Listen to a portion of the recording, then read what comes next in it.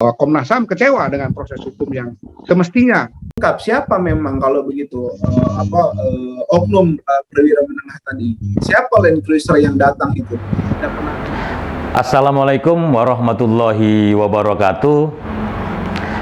Selamat datang di channel Waspada TV dalam acara Kombur-Kombur Malotop Cakap-Cakap Anak Medan.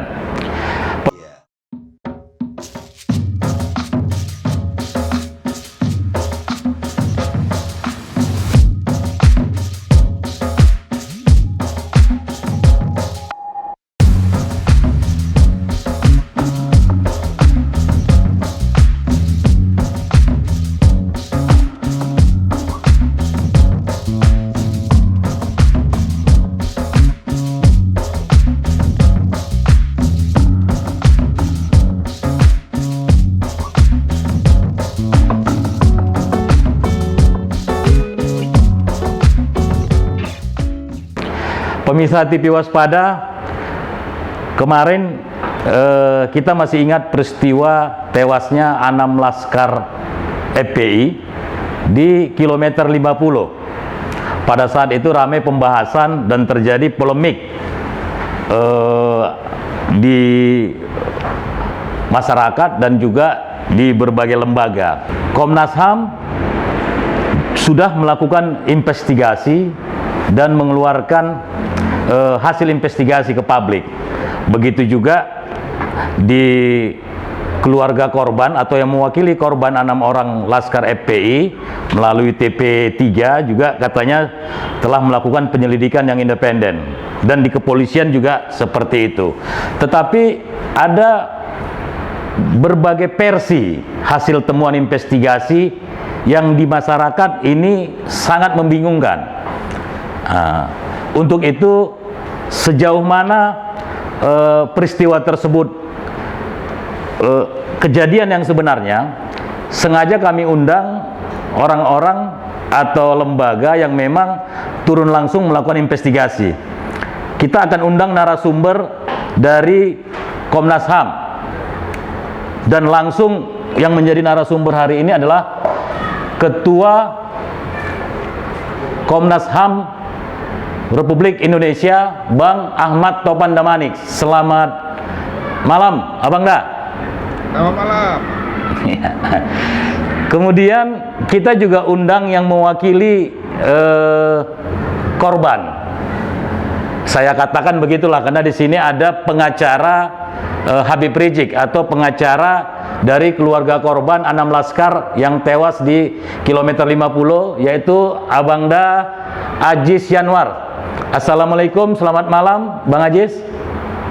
Waalaikumsalam warahmatullahi wabarakatuh, Bang. Selamat malam. Selamat malam, oke. Sekarang saya mencoba bertanya ke Bang Topan. Dari hasil investigasi atau temuan Komnas HAM, bagaimana sebenarnya Bang peristiwa kilometer 50 ini menurut hasil atau rekomendasi Komnas HAM? Ya, yang pertama yang saya katakan sebenarnya nggak ada yang membingungkan, karena berdasarkan undang-undang yang memiliki wewenang untuk melakukan pemantauan penyelidikan itu ya Komnas HAM, dan hasil penyelidikan pemantauan Komnas HAM sudah dikeluarkan dan sudah diberikan ke Presiden, ya. Dan juga tentu saja akan diberikan kepada Kapolri sesuai dengan undang-undang, juga ke DPR, ya. Itu Undang-Undang 39 itu yang mengamanatkan begitu. Jadi hasilnya sudah seperti yang kita sampaikan selama ini, apa yang kami sebut sebagai peristiwa unlawful killing. Jadi satu pembunuhan yang bertentangan dengan hukum. Kenapa unlawful killing? Karena namanya polisi itu sebetulnya dia punya diskresi ya, untuk sampai pada tingkat tertentu sebetulnya dia bisa melakukan tindak kekerasan kalau dia berkesesuaian dengan hukum. Tapi kalau dia tidak berkesesuaian dengan hukum, maka dia disebut sebagai unlawful killing atau extrajudicial killing. Nah, itu kepada 4 orang yang dari kilometer 50. Nah, yang 2 lagi itu peristiwanya sebelum kilometer 50. Jadi peristiwa itu sebenarnya tidak hanya di KM 50, tapi sebelumnya. Dimulai dari ada dua tim, satu tim sebetulnya tapi dua mobil dari kepolisian Polda Metro Jaya yang ditugaskan oleh atasannya untuk melakukan pemantauan atau istilahnya surveillance terhadap Pak Rizik Syihab di Sentul. Dalam proses itu kemudian ketika rombongan Pak Rizik Syihab ini kemudian keluar dari Sentul, iring-iringan dengan keluarga dan rombongan yang lain itu diikutilah oleh dua mobil petugas ini. Nah, dalam proses penguntitan itu kemudian terjadi tahapan-tahapan di mana yang kita sebut sebagai Laskar FPI itu memang berhasil sebetulnya mengecoh mereka. Itu kemudian artinya mereka ini sebenarnya udah gagal mengikuti atau menguntit rombongan besar itu yang di dalamnya ada Pak Rizik Syihab dengan keluarganya dan yang lain-lain termasuk panglimanya Laskar itu. Kemudian keluarlah itu dua mobil dari Laskar FPI. Jadi seperti laporan TV3 bilang 6 orang, bukan, ada dua mobil sebetulnya. Dan polisinya juga dua mobil. Gitu. Kemudian keluar, di luar itu terjadi pergesekan gitu ya, antara mobil Laskar ini dengan mobil petugas. Nah, dalam proses itu kemudian terjadi istilah ya kita itu perbenturan ya, tabrakan dan macam-macam, saling serempet itu terjadi peristiwa tembak menembak. Ada dua yang meninggal dunia dari Laskar itu. Kemudian setelah itu kan mobilnya ditembakin tuh, bannya itu kemudian pecah, berhentilah di kilometer 50. Yang satu ini, yang satu lagi mobilnya lari langsung tidak terkejar lagi. Yang satu mobil ini karena bannya sudah ditembaki itu pecah, berhenti di kilometer 50. Di situ terjadi kemudian datangi oleh mobil polisi, dan sebetulnya ada beberapa mobil lagi itu dalam laporan kami sebut. Kenapa kami tidak menyebut siapa isinya? Memang sudah kami nggak menemukan, karena hampir semua itu mobil-mobil itu platnya itu ternyata itu tidak tercatat di kepolisian. Hampir semua mobil-mobil itu, jadi kita nggak menemukan itu. Makanya dalam rekomendasi kita sebut ini kepada kepolisian harap dicari siapa. Izin Bang, sebelum Abang lanjutkan, tadi Abang bilang memang ada semacam operasi penguntitan. Kalau dari penyelidikan Komnas HAM, penguntitan ini apakah operasi resmi? Atau kemudian apa target penguntitan ini yang ditemukan oleh Komnas HAM? Ya kan Pak Rizik Syihab kan sudah dipanggil. Saya lupa apakah sudah panggilan kedua atau bukan. Tapi dalam proses pemanggilan itu, karena belum datang juga, maka petugas-petugas ini ditugasi untuk melakukan pemantauan, surveillance. Itu tugas mereka. Suratnya ada, surat tugasnya. Kami periksa semua. Pemberi surat tugas juga kami periksa. Jadi tidak ada yang tidak kita periksa. Kemudian tadi itu saya katakan, itu kemudian Laskar ini berusaha menghalang-halangi. Berhasil, karena itu mereka tidak bisa mengejar lagi rombongan besar tadi. Rombongan besar itu, kami kan punya CCTV-nya ribuan itu, screenshot Oke Pak, sebentar. Itu ada 7.000 kita punya. Jadi peristiwa, dari jam berapa, menit berapa, detik berapa itu sudah di posisi berapa, kecepatan mobilnya berapa itu terdeteksi semua. Jadi rombongan besar itu sebenarnya sudah lancar di depan. Nah, dua mobil Laskar inilah yang kemudian membawa keluar polisi yang sudah kehilangan jejak itu. Keluar, bersinggungan, terjadi perbenturan itu, kemudian ada peristiwa tembak menembak, 2 orang meninggal. Ya.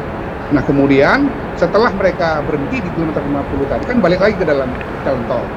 Di kilometer 50 kemudian 4 orang lainnya itu dinaikkan ke mobil, salah satu dari mobil polisi itu, sementara jenazah yang 2 dibawa oleh mobil polisi kecil lagi. Gitu, menuju ada pertanyaan sedikit sebelum Abang lanjut. Setingkat apa yang memberikan perintah operasi itu Bang? Apakah setingkat bintang 1, bintang 2, atau jabatannya seperti apa? Lupa saya, tapi menengah lah ya. Jadi Itu biasa, itu biasa ya.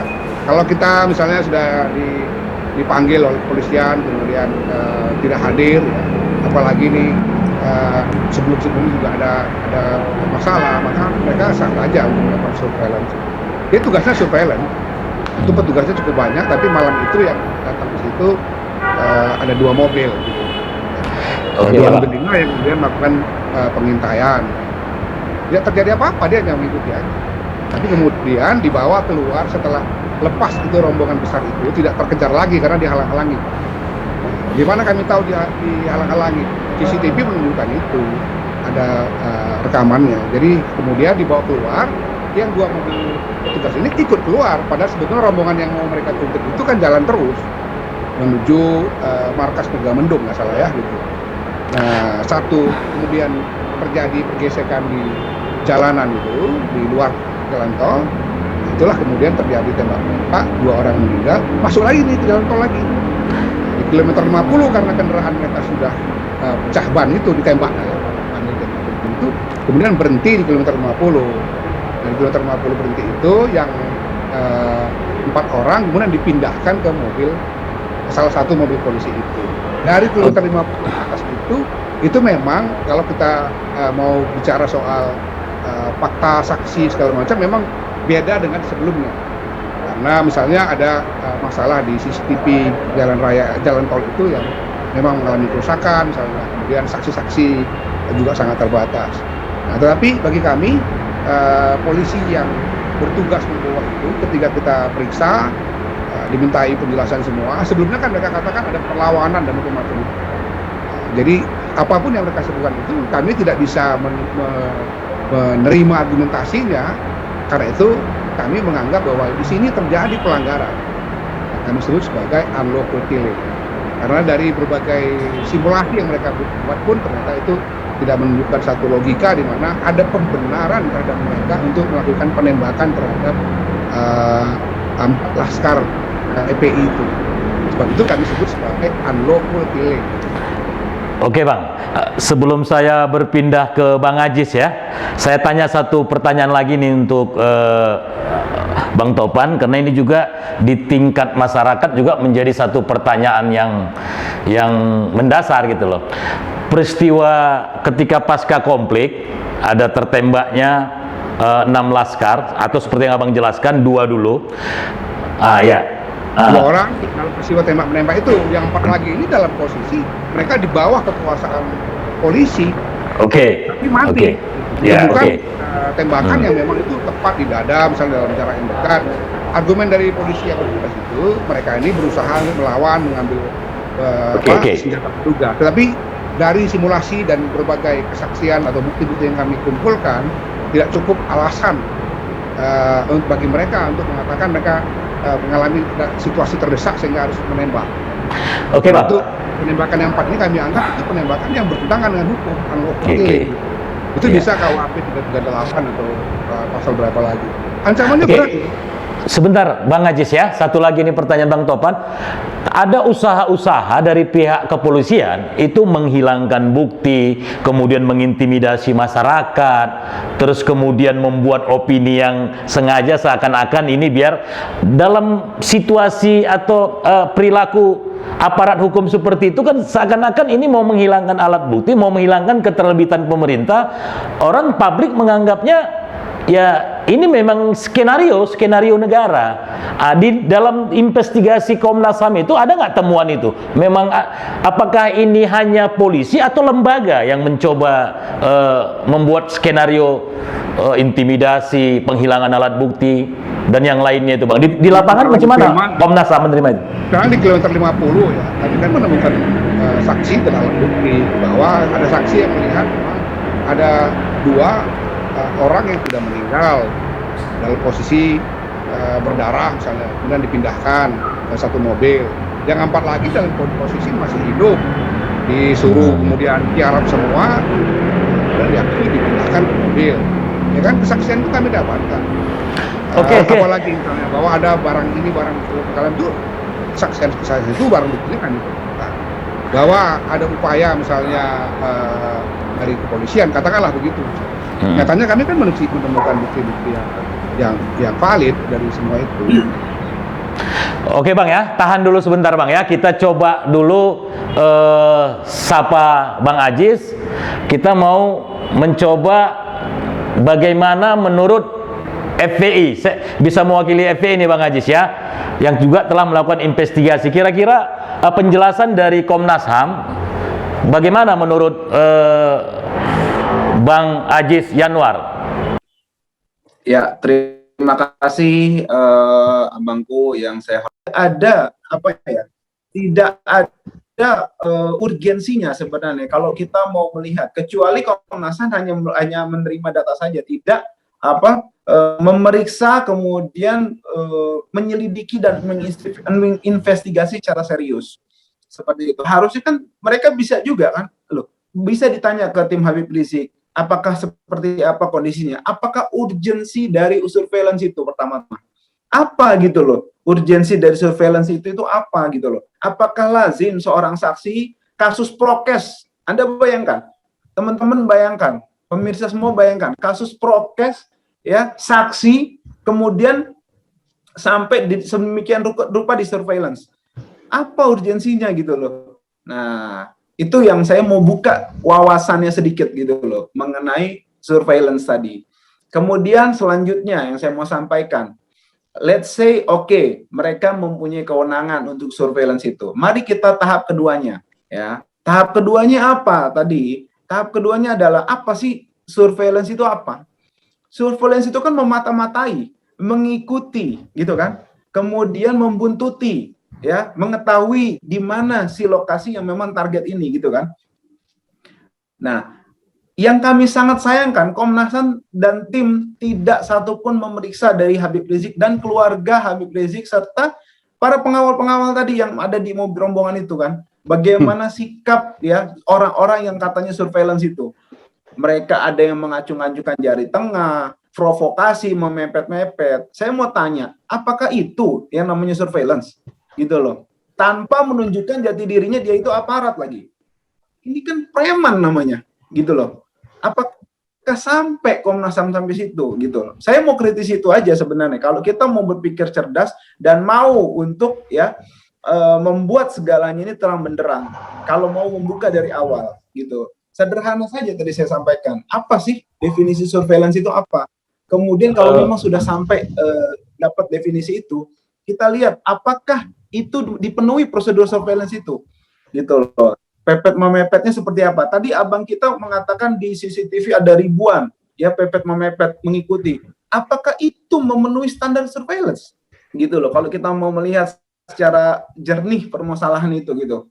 Kemudian di situ ada CCTV juga banyak. Apakah terlihat ada tembak-menembak, dua arah tembak-menembak? Apakah ada? Pernah dibuka buktinya? Gitu. Kalau memang pernah dibuka, kapan? Oke, kalau memang tidak ada, di situ banyak saksi ketika pada saat kejadian di rest area kilometer 50. Di situ banyak saksi yang diintimidasi. Tidak ada perlindungan dari Komnas HAM untuk beberapa saksi yang dimaksud. Kemudian ada percobaan untuk mengkaburkan barang bukti. Apakah itu tidak dijadikan dasar motif? Kenapa? Kok sampai sebegitunya? Apakah itu lazim? Sebenarnya kan kalau lazimnya terjadi kejahatan, Bang kan Ajis, ada dari Bang Ajis, mohon maaf, Bang Ajis, sebentar. Maksud dari investigasi tadi kan Bang Ajis mencoba mengkritisi temuan-temuan atau operasi atau kinerja dari Komnas HAM. Yang saya maksud di sini masyarakat kepingin tahu, menurut versinya TP3 atau Bang Ajis, sebenarnya peristiwa peristiwa kilometer 50 itu seperti apa? Kalau Bang Topan dari Komnas sudah jelas bahwasanya ada peristiwa pidana, kemudian kesimpulan ini kriminal, ini pelanggaran HAM tapi pelanggaran HAM biasa. Menurut versinya Bang Ajis dari hasil investigasi, karena publik mengetahui ada tim yang namanya TP3, tim pengawal, saya lupa namanya itu, tim pengawal pembunuhan Laskar itu kan, yang ada Abdullah Yahamua, ada juga Amin Rais, dan mungkin juga di situ Bang Ajis terlibat. Menurut investigasi TP3 Torong Abang seperti apa, sehingga masyarakat biar bisa melihat bedanya di mana gitu loh, lebih objektif. Nah, seperti itu kira-kira Bang Ajis. Langsung lebih konkretnya seperti apa versi Bang Ajis itu? Saya memulai, tadi saya katakan awalnya, oke lah kita akan memulai versi dari TP3, versi dari keluarga, dan versi investigasi dari internal Front Pembela Islam dulu ya. Yeah. Nah, tapi saya katakan tadi di awal ya, yang saya mau jelaskan tadi terkait koreksi ya, lalu kemudian sedikit untuk membuat semuanya itu jelas tadi terkait dengan pertanyaan-pertanyaan yang justru tadi yang saya katakan pasti ditanyakan secara wajar gitu kan oleh masyarakat. Nah, kemudian juga saya mau lanjutkan bahwa itulah yang saya katakan tadi akan saya lanjutkan nanti di versinya dari TP3 dan tim internal kita sendiri tadi. Saya tadi katakan sampai sampai di rest area tadi kan. Boleh saya lanjut sampai di rest area tadi? Oke, silakan. Ya, sampai di rest area tadi kan. Di rest area tadi saya mau buka gitu loh maksudnya, supaya teman-teman ini juga bukan cuma mendengar satu versi Komnas HAM, versi yang ini bukan. Saya mau membuka secara benar gitu loh, secara logis lah gitu tadi bahasa Mantovan kan. Nah, kalau tadi sampai di rest area tadi dijelaskan, banyak di situ saksi yang melihat gitu kan, bagaimana darahnya apa segala macam gitu kan. Nah, itu kenapa nggak langsung dibawa gitu kan untuk lihat bagaimana tadi mereka tembak ada saksi, kan logisnya seperti itu. Ini kan tidak silent, kemudian menjelang zuhur esok harinya baru ada pengumuman, itu pun berubah-ubah, diamini juga tadi oleh Komnas HAM melalui Bang Tovan kan. Nah, seperti itu. Dan maksud saya akan sampaikan versi dari keluarga yang ada di rombongan sampai dengan proses kejar-kejar tadi ya, semampu yang memang dialami oleh mereka. Yang pertama adalah saya mau sampaikan, sejak beberapa hari sebelum kejadian hari naas tersebut, itu banyak beberapa orang memang mengawasi ya Habib Rizik di kediamannya di Sentul, mobilnya ganti-ganti, kemudian juga orangnya bergantian mengawasi dari jauh seperti itu kan. Jadi dari ujung jalan pintu keluar perumahan Sentul tempat Habib Rizik itu mereka ada di sana gitu. Para laskar setiap keluar melihat mereka ada di sana dan nggak lazim gitu kan, mengawasinya. Maksudnya sangat terlihat gitu loh, sangat terlihat mencolok, ada mobil diparkir berhari-hari berganti-gantian, kemudian orangnya juga berganti-gantian seperti itu. Itu yang pertama. Yang kedua, pada saat itu Habib Rizik sebelum memang mau menghadap ke Polda untuk pemeriksaan kasus prokes, kasus kerumunan di Petamburan, itu bermaksud untuk pergi ke daerah Kerawang,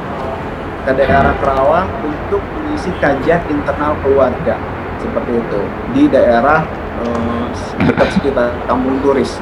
Nah, kemudian Habib Rizik dan rombongan itu berangkat malam hari sekitar pukul 10 atau 11 dengan maksud supaya subuh sudah ada di lokasi nantinya dan sempat istirahat dulu sebentar.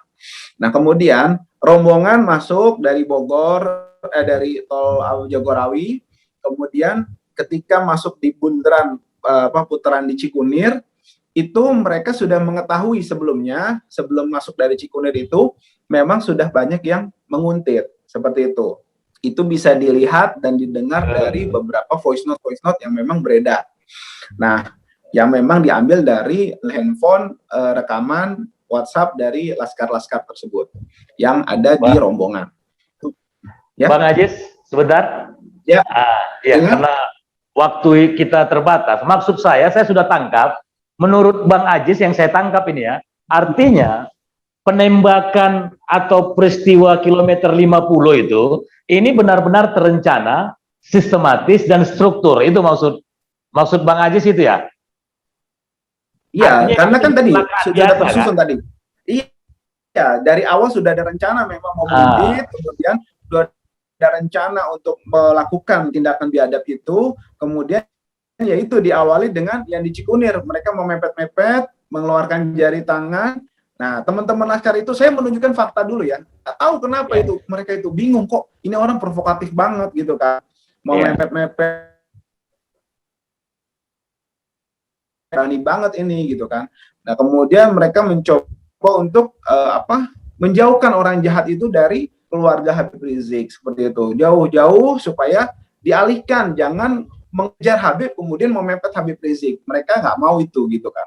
Nah, akhirnya mereka melakukan itu supaya orang-orang yang waktu itu dikira orang jahat, karena kan nggak tahu itu aparat kan.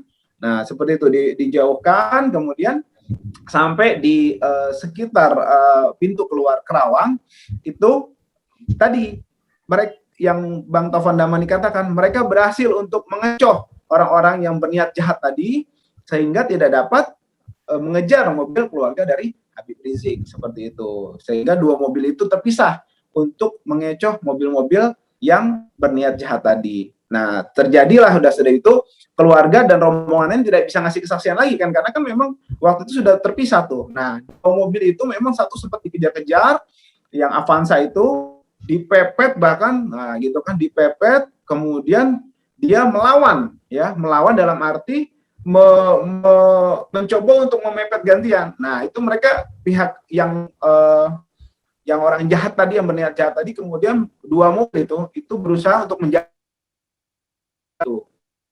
Nah, yang satu yang di mobil Chevrolet Spin itu akhirnya jadi bulan-bulanan para orang-orang yang berniat jahat tadi. Nah, yang mobil Avanza tadi masuk lagi melalui pintu tol Kerawang Kerawang Barat maksud saya. Habis itu menunggu di rest area kilometer 57 mobil Chevrolet Spin yang akhirnya tidak, ya seperti itu. Nah, itu versi yang terjadi. Adapun mengenai kejadian yang terjadi gitu kan, ini kan semua sepihak dari pihak kepolisian. Tadi Pak Taufan juga mengatakan semua itu penjelasan sepihak semua kan, seperti itu. Sebenarnya kan kita bisa lihat dari CCTV seperti apa. Nah, benar. Oke, sebentar, Bang Aji, sebentar. Jadi kesimpulan. Ya, kalau nggak sepihak terus dari mana? Siapa yang menjelaskan? Apa mayat-mayat itu bisa menjelaskan? Sebentar. Oke, barang bukti dan saksi. Sebentar Bang Ajis, Bang Topan. Kesimpulan investigasinya tim dari FPI apa jadinya? Kalau kesimpulan dari Bang Topan, dari Komnas kan sudah jelas. Ini pelanggaran, ada pembunuhan, ada clash, tapi ini pelanggaran HAM biasa. Kalau dari Bang Ajis, kesimpulannya apa? Saya katakan terakhirnya. Ya, saya simpulkan terakhirnya bahwa yang terjadi adalah poin pertama saya mau sampaikan. Bahwa luka tembak yang identik, setidaknya minimal ada 2 luka tembak pada bagian dada kiri. Setiap 6 laskar itu pembunuhnya mengambil pembelaan dengan alasan lawfare, lalu pembelaan terpaksa. Itu tidak masuk akal. Mana ada pembelaan tapi semuanya identik lukanya di sini. Kemudian yang kedua, ada saksi mata di lapangan yang melihat ya belakangan ada Land Cruiser hitam yang mengesankan kuat pemegang kendali komando. Yang ketiga, ada upaya sistematis menghilangkan jejak. Salah satunya diakui sendiri pengumuman Komnas HAM ya, bahwa ada CCTV di rest area KM 50 diambil paksa tapi tidak diserahkan kepada Komnas HAM untuk diteliti. Kemudian dalam Undang-Undang 26 tahun 2000 tentang peradilan HAM, kejahatan kemanusiaan terdapat 2 unsur penting, yaitu meluas atau sistematis. Rumusan deliknya alternatif sehingga cukup satu saja bukti. Unsur meluas, maka ukuran yang digunakan adalah kuantitatif, misalnya jumlah korban yang mencapai ratusan atau ribuan. Kalau begini meluas agak mustahil kan, seperti itu. Jadi sistematis, kita ambil yang sistematis. Ini ada state actor atau oknum aparat yang diduga ya terlibat untuk menghabisi nyawa dari 6 laskar FPI tersebut. Yaitu masuk ke unsur sistematis yang saya mau sampaikan tadi. Nah, kemudian yang saya mau sampaikan, yang poin pertama tadi mengenai luka tembak di dada itu mengindikasikan jelas ada niatan untuk menghabisi mereka gitu loh. Kalau bela diri, masa pas semuanya di sini gitu loh. Kemudian kalau yang tadi ada satu lagi. Ya, silakan. Katanya ada yang tembak-tembakan di jalan, 2 sudah meninggal. Gimana? Tembak-tembakan di jalan itu pas semuanya di dada ini. sama dengan yang 4 lainnya, gitu kan. Terus juga kita juga minta gitu loh, siapa yang memerintah untuk mengejar Habib Rizik, siapa? Sebentar Bang Ajis, sudah ketangkap poinnya. Saya coba tanya ini ke Bang Topan ya. Apakah kriteria-kriteria yang dijalankan oleh Bang Ajis tadi memang memenuhi syarat untuk dikatakan itu pelanggaran HAM berat? Menurut Komnas itu pelanggaran HAM berat itu seperti apa rupanya, Bang? Sebentar ya, saya jelaskan dulu yang tadi klarifikasi. Ya. Jadi justru ya, itu yang namanya keluarga Pak Rizik dengan keluarganya itu sudah lolos. Yang 2 mobil pengawal tadi ini diperintahkan untuk menunggu. Jadi sebelum saya bicara tentang HAM berat ya, peristiwa itu mereka menguntit. Yang dikuntit dalam hal ini Pak Rizik Syihab dan keluarganya itu sudah lolos.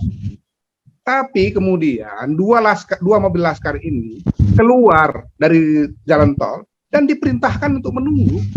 Itu perintahnya jelas, nggak bisa terbantahkan karena itu bukti, voice note dan yang lain-lain yang kami dapatkan.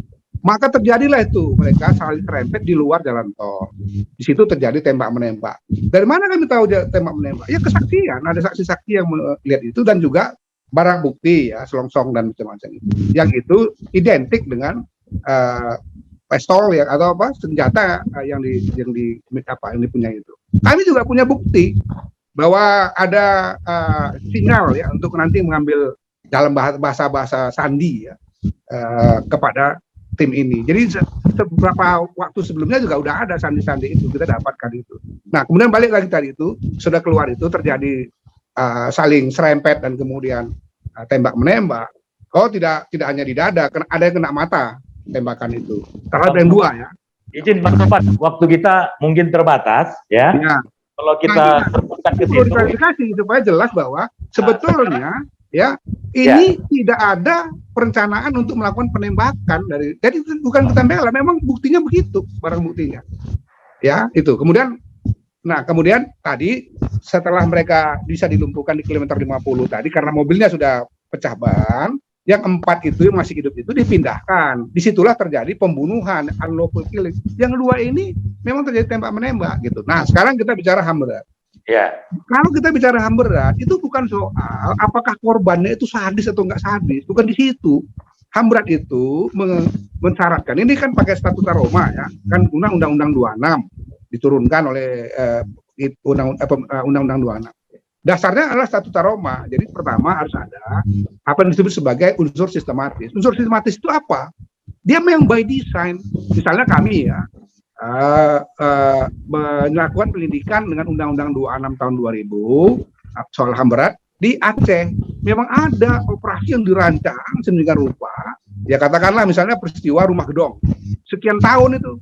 Ya kan, ada operasi intelijen, ada operasi ini dan menangkap orang, menyiksa orang segala macam, sampai ada yang meninggal, ada kasus juga kekerasan seksual. Itu sistematik, ada perencanaannya. Satu operasi gitu.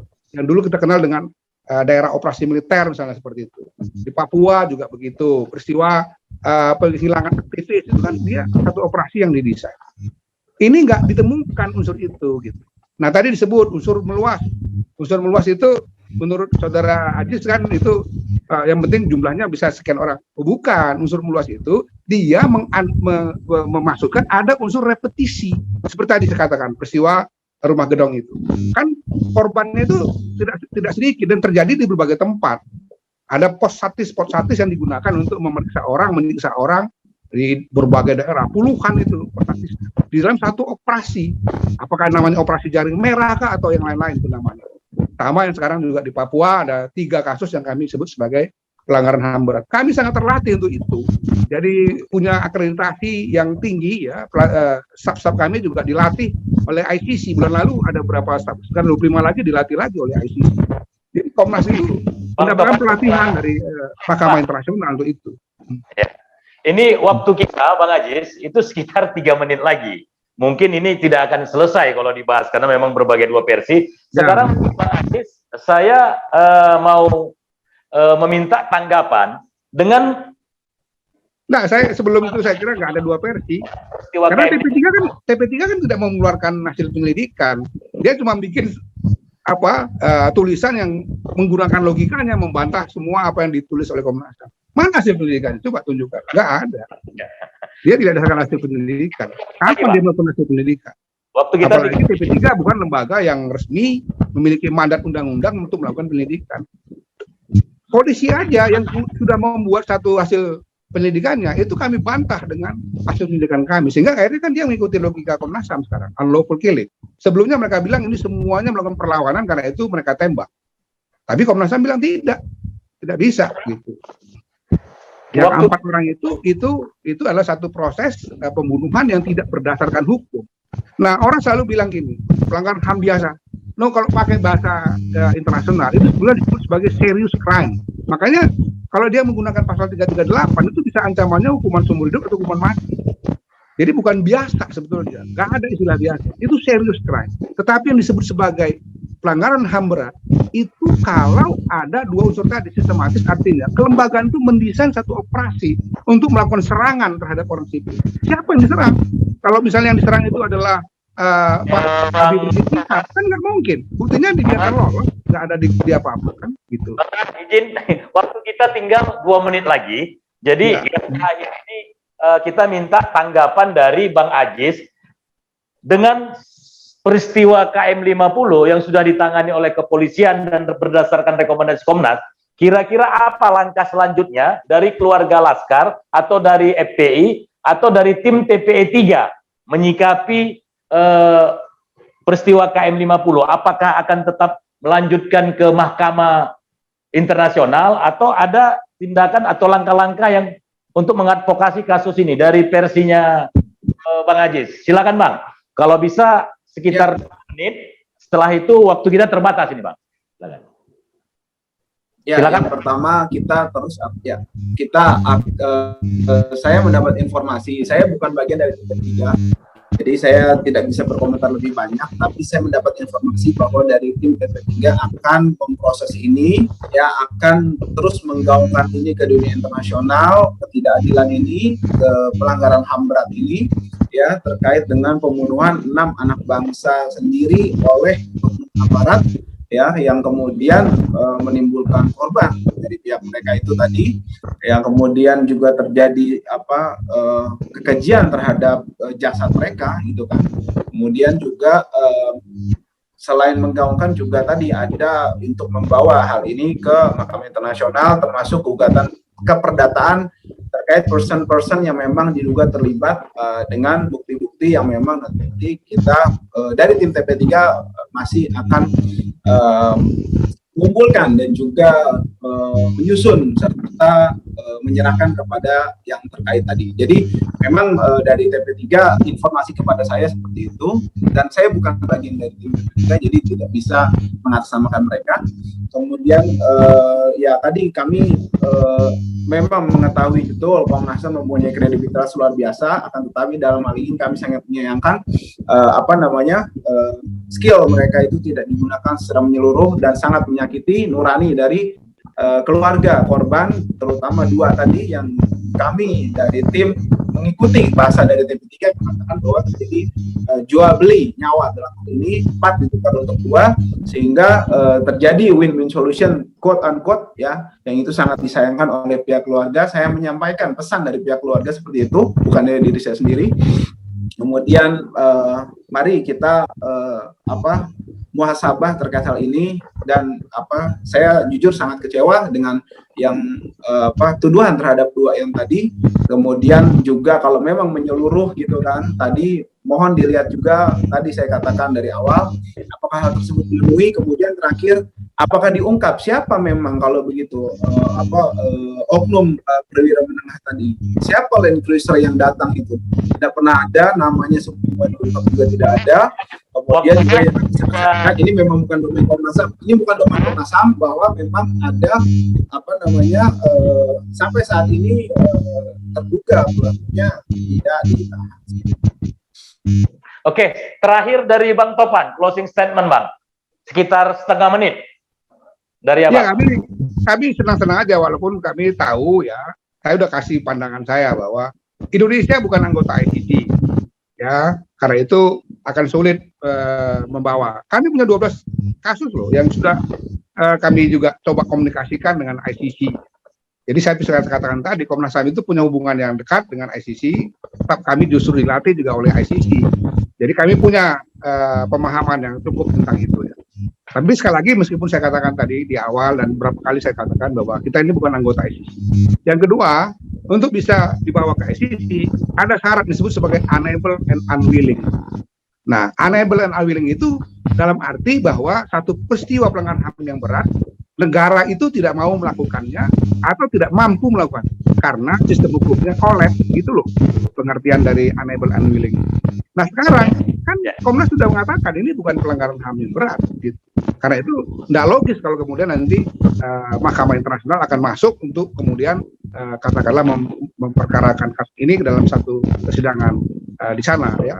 Sementara 12 pelanggaran HAM berat yang sudah jelas-jelas nyata diputuskan oleh Komnas HAM juga itu tidak diambil alih oleh ICC karena menurut mereka sistem hukum kita masih berjalan, masih mungkin dilakukan di Indonesia. ICC itu complementary system, jadi bukan sistem yang menggantikan. Jadi kalau satu negara anggota kemudian sistemnya itu dianggap kurang mampu misalkannya, maka dia bisa ambil alih. Tapi kalau masih mampu, dia akan biarkan negara itu melakukannya.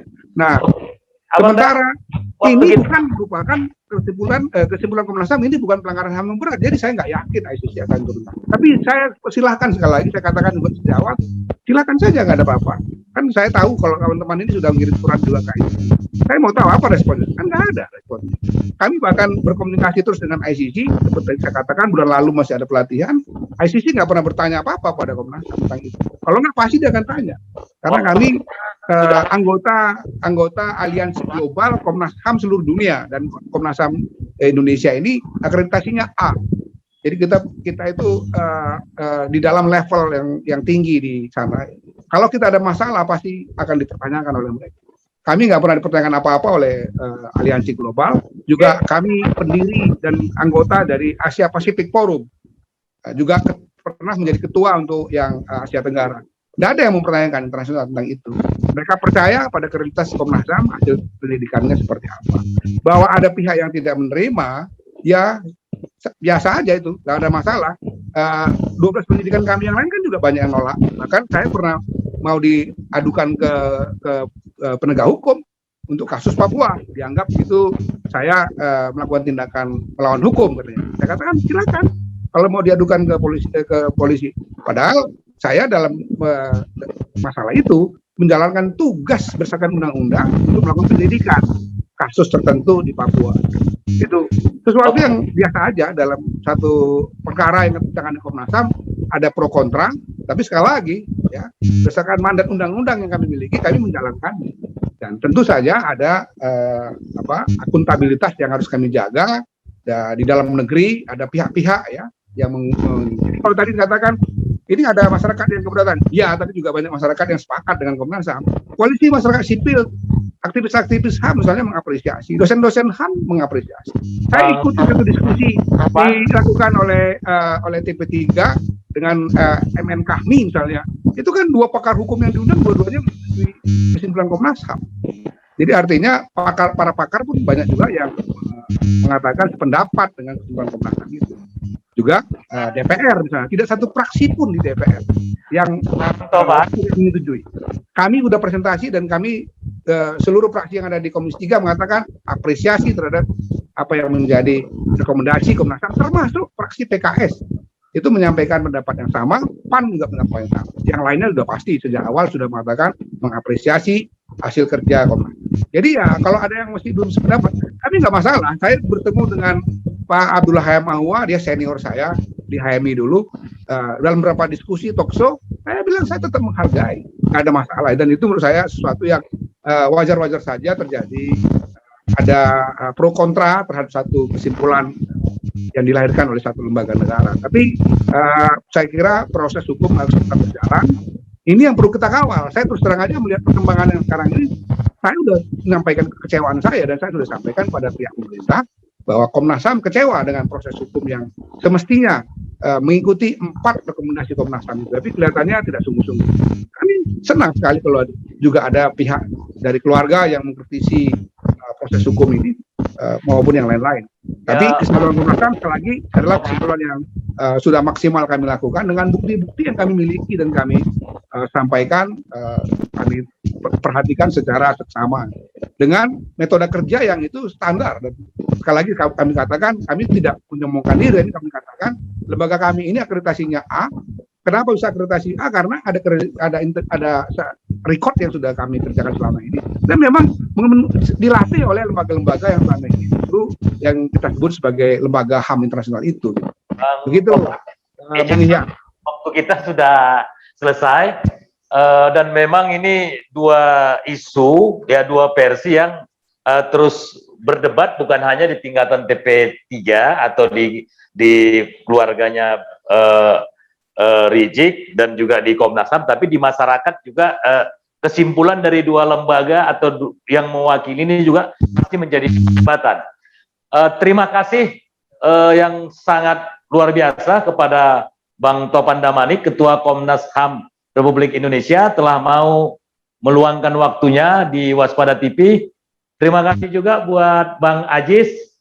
Mudah-mudahan peristiwa ini segera bisa diungkap, walaupun tidak membuat masyarakat semua dari berbagai elemen puas, tetapi kita sama-sama mengawal peristiwa ini sehingga betul-betul keadilan bisa diterapkan. Turut berduka cita juga kepada keluarga Laskar Jihad yang tewas, dan mudah-mudahan segala amal dan ibadahnya diterima oleh Allah Subhanahu wa Ta'ala. Dan buat Bang Topan, lalu Bang, terima kasih sekali lagi. Assalamualaikum warahmatullahi wabarakatuh. Oke, baik pemirsa Waspada TV, itu tadi perbincangan kita dengan Ketua Komnas HAM RI, Bang Ahmad Topan Damanik, dan pengacara Habib Rizik, Ajis Yanwar. Mudah-mudahan diskusi yang tadi kita saksikan bersama-sama bisa memberikan pencerahan kepada masyarakat. Tonton video-video kami selanjutnya dengan tema-tema yang menarik. Subscribe Waspada TV dan jangan lupa like, komen, dan share. Salam waspada.